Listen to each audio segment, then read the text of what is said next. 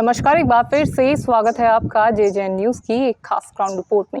कल हल्द्वानी में झमाझम बारिश हुई, तमाम जगह की तस्वीरें JJN ने आपको दिखाई कि किस तरह से बारिश के चलते धरातल पर हालात थे। लेकिन एक दिन बीत जाने के बाद आज एक ऐसे परिवार से आपकी मुलाकात JJN कराने जा रहा है जिसने बरसात में अपना घर खो दिया।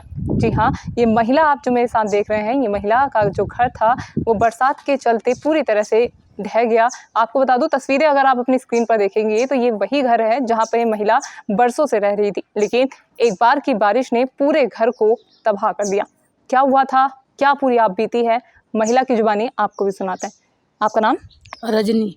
कितने सालों से यहाँ रह रहे थे? 12-13 साल हो गए। 12-13 साल हो गए थे, इसी घर में रह रहे थे? हाँ। तो क्या हुआ था, परसों हुआ क्या फिर? अरे बारिश हुआ तो बच्चे लेटे थे तो आप झोपड़ी बच्चे के ऊपर गिर गए थे। गिर गई थी बच्चों? हाँ। फिर तब गए थे बच्चे तो 1 बजे बाहर आए यहाँ पर आए? हाँ। फिर आपने मदद की, बोली किसी को मदद के लिए? दीदी बारिश में कोई सुनाई नहीं दी। अच्छा। हाँ, कूलर चले थे, उनको सुनाई ना दिए। हाँ। तब बाद में मदद किए इनने, की। खाना उना दिए इनने। हाँ। ये भैया भी ने मदद करे। रात कितने बजे की घटना है ये? 1 बजे के। रात 1 बजे की घटना हाँ, है। बारिश हो रहे थे काफी। अच्छा, तो फिर जब आप बाहर निकल के यहाँ पर आए तब लोग आ गए थे या फिर सुबह लोगों ने मदद करी? सुबह को मदद करी सबने, जेठानी ने दी, ये लोगों ने सबने मदद करी। तो आप सुबह तक यहीं बैठे रहे बच्चों के साथ? हाँ। बारिश में? बारिश में। फिर उसके बाद क्या हुआ, कहाँ गए थे? आश्रम में लेके गए थे, एक दीदी लेके गए थे, कपड़ा उपड़ा दिए, कहा कि यहाँ रह जाओ, हमको कि ना कोई चोरी के इंजम लगा दे, कोई हमारे बच्चों को कोई भरोसा नहीं ना, तो मैं आ गया थे। यहाँ पे आ गए वापस? हाँ। फिर तो भैया ने मदद करी, दीदी ने मदद करी, मंदिर के वो कमरा खुलवाए, वहाँ रहने के लिए दिए। वहाँ रहने के लिए? हाँ। अच्छा, तो ये पूरी तरह से झोपड़ी जो है वो बेकार हो गई है? हाँ, बेकार हो गया। बेकार हो गई। रहने के लिए सब सामान दब गया, इसमें आटा चावल सब चीज दब गया है। तो प्रशासन आया, कोई प्रशासन की टीम आई, यहाँ पे कोई अधिकारी आया? आए थे, हम तो उधर ही थे भाई दीदी। हाँ। आए थे तो वो चले गए, देख दो के फोटो। किसी तरह की मदद कराई? लोग आए थे, नहीं करी। तो अभी मैं अगर देखूं तो आपका घर के अंदर सामान तो है, अभी पूरा सामान उसके अंदर है, आपने निकाल लिया? थोड़े बहुत लेकर सब उसी में है। सब उसी में ही है? हाँ। अच्छा, बच्चे कहाँ हैं आपके? बच्चे 2 है, 2 को गए। अच्छा, तो 13-14 साल आप लोग को यहाँ पे हो गए हाँ। रहते रहते। अब आगे का क्या, अभी तो आप भवन में रह रहे हैं? हाँ। किसने उपलब्ध कराया है? जो भैया ने, दीदी ने। अच्छा, चलिए, तो मतलब पार्षद की ओर से इनको भवन जो है उपलब्ध कराया गया है। महिला का घर जो है वो पूरी तरह से तबाह हो गया है। तस्वीरों में जिस तरह से आपने देखा, पार्षद से बात करते हैं और जानते हैं कि जो स्थिति यहाँ पर बनी हुई है, किस तरह से उन्होंने पूरे स्थिति को हैंडल करा। और जैसे महिला ने बताया कि पहले आश्रय सेवा समिति में वो गई, उसके बाद वापस ये लौट आई हैं। सर, जिस तरह से एक घटना घटित हुई बरसात के कारण, यहाँ पे आप लोगों की ओर से मदद कराई गई, बेहद ही सराहनीय कार्य था। क्या ये पूरा मामला है? अभी आपको जैसे जानकारी होगी कि अभी मौसम विभाग का अलर्ट था काफ़ी दिनों से, तो 3 दिन अभी लगातार बहुत भारी बरसात हुई है। तो इस भारी बरसात के मद्देनज़र इनका जो आवास है वो पूरी तरह गिर गया है और इनकी आवश्यक चीज़ें जितनी भी उसमें घर में खाने पीने की और अन्य आवश्यक जो भी चीज़ें थी वो सब इनकी क्षतिग्रस्त हो गई हैं। तो सभी क्षेत्रवासियों ने और आस पड़ोस के लोगों ने, मोहल्ले वालों ने फ़िलहाल इनका अभी खाने पीने की व्यवस्था कर रखी है और आश्रय सेवा समिति वालों ने भी इनकी मदद करी। उन लोगों ने भी इनको सुझाव दिया कि जब तक इनका मकान यहाँ नहीं बन जाता तब तक ये यहाँ रह सकते हैं। लेकिन फिर सभी क्षेत्रवासियों ने यह तय किया कि आपस में कुछ सहयोग करके इनकी मदद की जाए और इनके रहने और मतलब बसने की इनको सुविधा दी जाए। और बाकी मैंने शासन प्रशासन को, जो भी यहाँ का हमारा SDM महोदय और ये तहसीलदार महोदय थे, इनको सूचना दी है और सारी शासन प्रशासन की टीम यहाँ आई है। अब देखते हैं उनके द्वारा क्या मदद इनकी हो सकती है।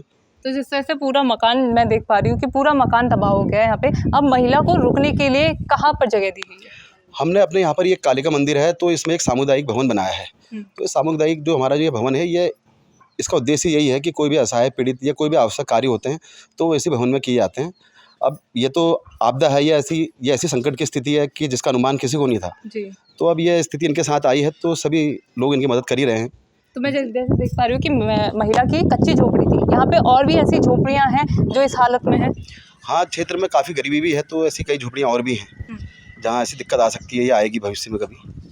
तो आगे क्या कदम महिला की मदद के लिए उठाया जाएगा? अभी तो भवन आप लोगों की ओर से उपलब्ध करा दिया गया, अब आगे क्या? हम सभी क्षेत्रवासी, हमारे जो ये क्षेत्र है यहाँ के लोग सभी बहुत भोले भाले और सीधे साधे और अच्छे लोग हैं।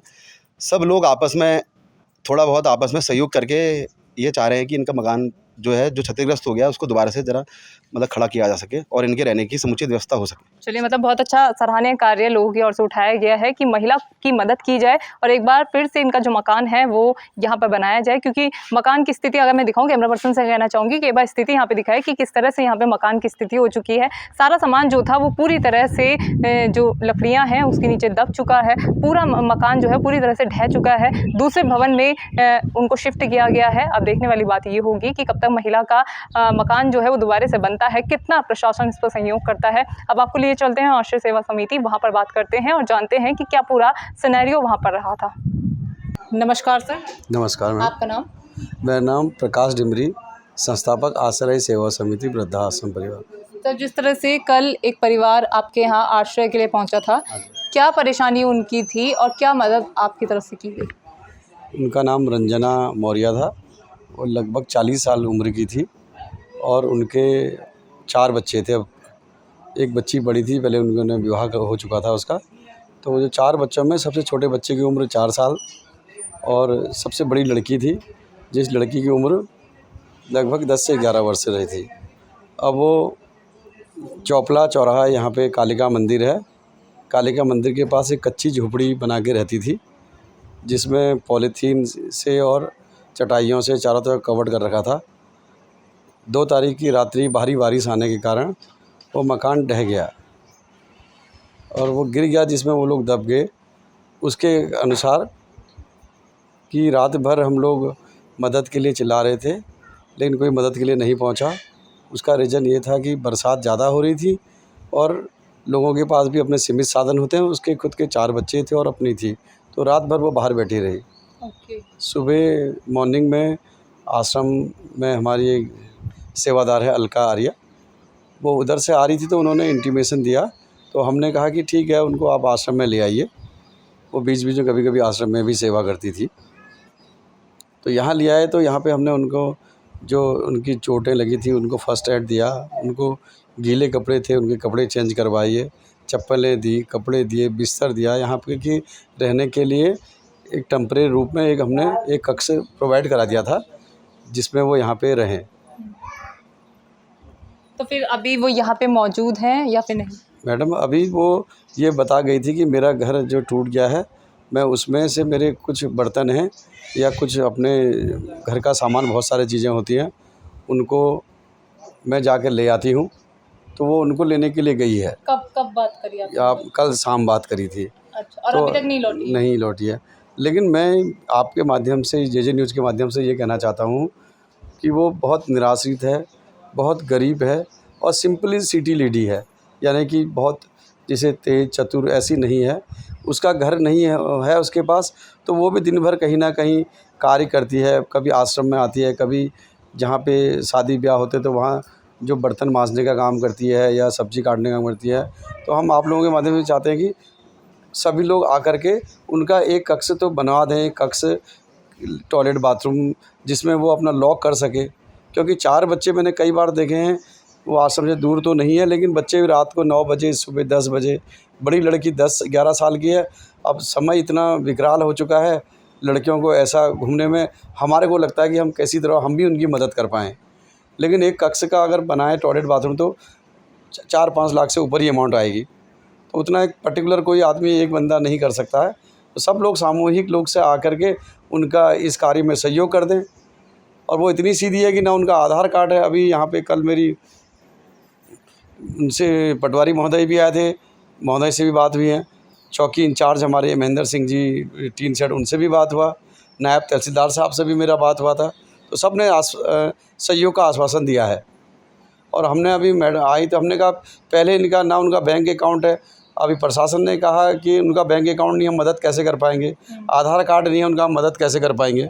तो हम ये भी चाहते हैं कि तहसीलदार महोदय से या पटवारी महोदय से कि उनका जल्दी से जल्दी आधार कार्ड भी बन जाए और बच्चों का, जिससे बच्चों का एडमिशन भी हो पाए। बच्चे भी स्कूल नहीं जाते हैं उनके।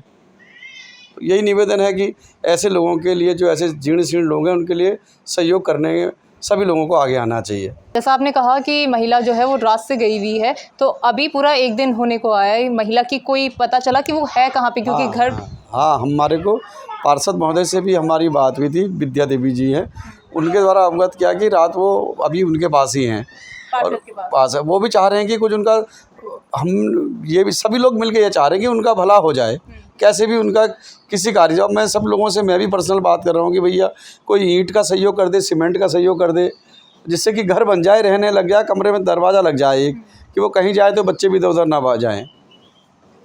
तो सकुशल है अभी, ठीक है। अभी मैसेज आया कि शायद वो लंच के लिए, अभी लंच करने के लिए आएगी। नमस्कार, नमस्ते, आपका नाम? पिंकी शर्मा। यही रहते हैं आप? जी। तो जिस तरह से महिला ने बताया कि रात के 1 बजे के करीब ये घटना घटित हुई थी, उसके बाद बाहर ये लोग आए थे, मदद की गुहार भी लगाई गई थी, तो आप लोगों को सुनाई दिया और कब आप लोगों को पता चला? हमें तो सुबह पता चला मॉर्निंग में। जी। फिर उसके बाद क्या कदम? उसके बाद क्या कहते हैं, हम देखने आए थे, फिर ये लोग यहाँ रात भर थे, फिर थक गए होंगे काफ़ी, फिर इधर उधर चले गए। किसी ने इनको खाने को दिया, किसी ने इन्हें बैठने के लिए दिया, जिससे जैसी मदद हुई वैसी उन्होंने करी। अच्छा, तो फिर उसके बाद जैसे बताया जा रहा है कि आज आप लोग कमिश्नर के पास भी गए थे। जी। क्या वहाँ पे बात हुई? हम सर के पास गए थे, सर ने हमारे सामने कहा जो हमसे मदद होगी हम करेंगे अपनी तरफ से, और हमारे सामने तहसीलदार को और अन्य पोस्टेड हैं उनको सबको फ़ोन करा था। फोन करा था जी कि अब हेल्प की जाए जी इसमें करके। जी। तो अभी महिला को दूसरे भवन में शिफ्ट कर दिया गया है। किसी तरह की खाने पीने की जो व्यवस्था है वो किसके द्वारा की जा रही है? वो गांव वालों के और हमारे पार्षद भैया हैं उनकी तरफ से हो रही है। उनकी तरफ से की जा रही है। चलिए ठीक है, तो आप देख सकते हैं जिस तरह से तत्काल कार्रवाई जो लोगों की ओर से है, पार्षद की ओर से की गई है, कुमाऊं कमिश्नर तक ये बात जो है वो पहुंचाई गई है। और साथ ही अच्छी बात देखने को ये मिली कि तत्काल उनकी ओर से फ़ोन किया गया, अधिकारियों को निर्देशित किया गया है, और एक बड़ी जो घटना यहाँ पे घटित हुई है उसमें बहुत अच्छी बात यह है कि लोगों ने पूरा सहयोग दिया है, पार्षद ने पूरा सहयोग दिया है। अब देखने वाली ये बात होगी कि जिस तरह से महिला का मकान यहाँ पे पूरी तरह से नष्ट हो गया है, अब कब तक दोबारा से महिला को अपना मकान वापस मिलता है, कितना सहयोग प्रशासन इस पर करता है, ये आने वाला समय बताएगा। तो ये थी ग्राउंड जीरो से जेजेएन की खास रिपोर्ट। मैं निशा अपनी सहयोगी भूमिका और नितिन के साथ जेजेएन न्यूज़ हल्द्वानी। नमस्कार।